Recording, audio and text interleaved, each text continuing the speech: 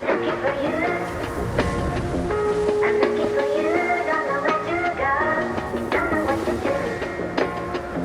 I woke Hey, up. Carla here. You're watching the Surf Institute Video Library. For today's episode, we're going to talk about the cutback and all the different variations that you can do with it. Let's go see what it's about.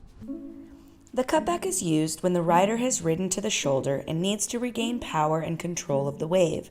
Although there are varying degrees of the cutback, the general idea is to swiftly and smoothly turn the board in the opposite direction that the wave is being ridden, rebounding off of or turning just in front of the curl, returning the board in the original direction. The rider wants to always maintain speed and flow when performing the cutback.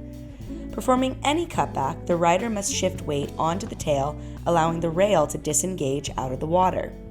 The standard cutback is made when a rider redirects the board from one direction to another and then back again.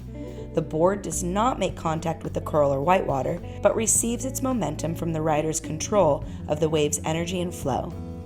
A more critical cutback is performed when the rider is able to redirect the board in the opposite direction, driving the board back up the face, hitting the curl, which automatically rebounds the board back into the original direction.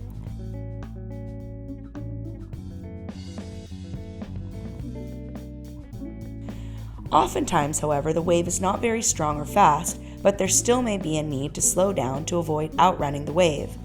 In this case, the rider should make a slight redirect, known as a fade, or briefly stall the board. Both temporarily interrupt the forward momentum, keeping the board in the pocket.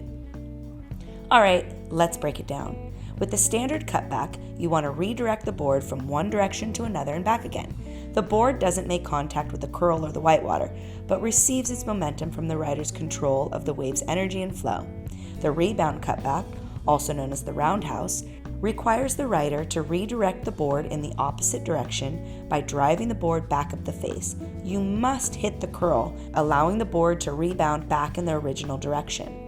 And finally, the fade, or the stall, where you step on the tail to temporarily interrupt the forward momentum, keeping the board in the pocket.